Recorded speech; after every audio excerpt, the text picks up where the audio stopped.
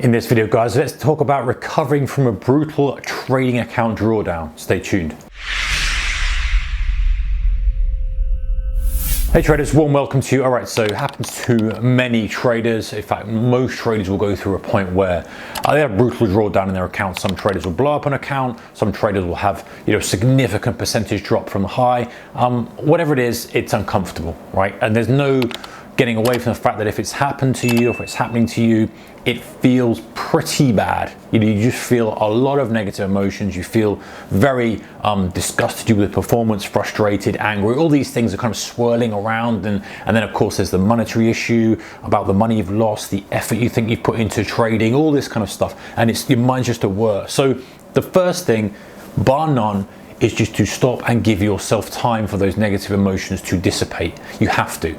The biggest trap you can fall into is, let me get it back, I want to get to that feeling. I can undo this damage if I get my account back to where it was.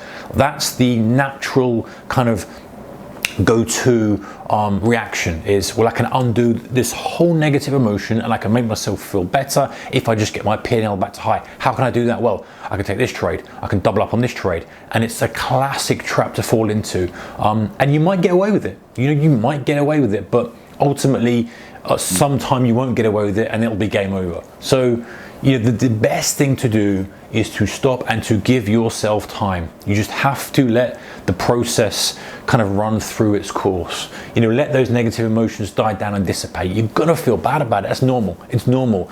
You've got money at stake, you've done damage to your account, it's a bad feeling.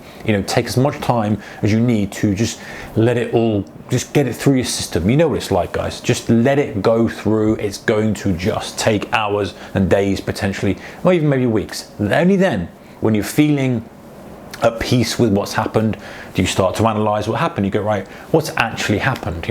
Was it a day I went on tilt? Was it kind of accumulation of this? Was it the market caught me out? Was it a hidden risk that I didn't see? Was it this? Was it that? And recognizing the reason for it is key, because it's very easy again to sweep under the carpet and go, oh, it's a mistake, I'll just keep going.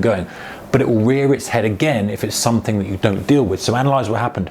And then what was the biggest reason that happened? So let's say you went on tilt, for example, and you just kind of hammered out a couple of days on tilt or a week on tilt. What made you go on tilt? Was it a drawdown? Was it a mistrade? Was it an overtrade? Was it a stop out? Was it something going on externally outside of trading that was affecting you? This is important to recognize this and to understand this, and then say, you know what? I went on tilt because I had a bad day before, I felt like I needed to recover, then the market did this and that. So the biggest reason, not the cumulative, just the biggest one. The biggest one might be because I was already in drawdown. I'd already given back profits from my last week and I felt good about it, and I felt bad and I wanted to get back to the highs, and I'm doing huge damage. So there there's your weak spot. That's something to work on. So come up with a simple yet structured plan to recover. In other words, right, I need to put a plan of action in that never gets me in that situation again. That's the key part. Then we work on a plan of action to getting back your P&L back to high. So first thing is avoid this situation ever happening again. Why did I go on tilt? What caused me to go on tilt? What steps can I put in place to put a circuit breaker in for me to stop me from trading in certain conditions and stick to it? Then a plan of action to get back, to get the process. And this is a process orientated approach, guys. This is not like, oh, if my P&L goes up by 20K next week, I'm going to get back to where I was. No, this is a case of, okay, I'm going to sit in front of the screens, I'm going to do this analysis, I'm going to go through this checklist, I'm going to check my risk, I'm going to look for these filters, these triggers, this approach, this method, this risk management, etc., this journaling process, this is the time I'm going to trade, this is what I'm going to do, this environment I'm going to trade in. All those things running through a process will get you back up to where you were, and you will exceed the highs. And one thing I said, guys, is the drawdowns are the separator, and I truly believe that.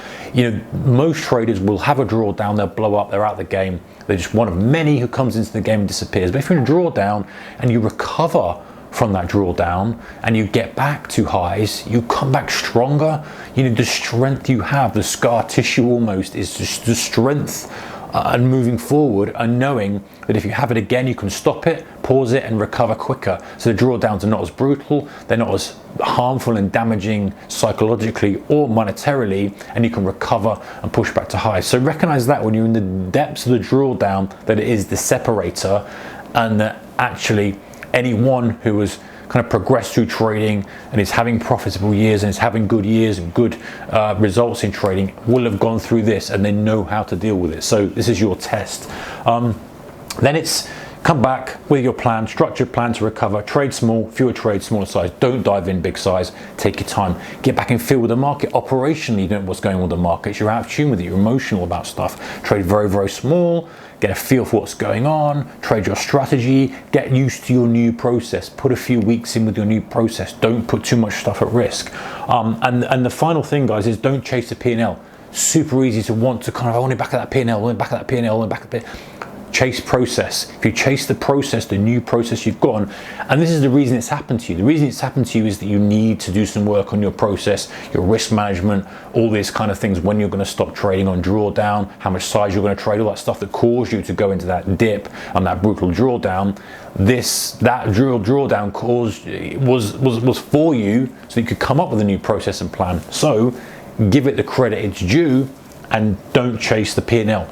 Use the process to your advantage, the new process, adjust, adapt, continue. And before you know it, you'll be back up past your watermark high, past the high before you have that drawdown, and you'll be exceeding it and pushing forward. But it's a hard thing to do, to grab it, give yourself time, go through the steps of recovery, and then come back. And then what happens is next time you get into a situation where, hey, I'm drawing down a little bit, I'm feeling pretty bad about it, you'll put the brakes on earlier. You're like, okay, I've got a method and a strategy for recovering from drawdown, but this time it won't be brutal drawdown, it won't be so prolonged, and you're back to highs much, much quicker. Take care, guys, keep the risk managed. I'll see you in the next one. Bye-bye.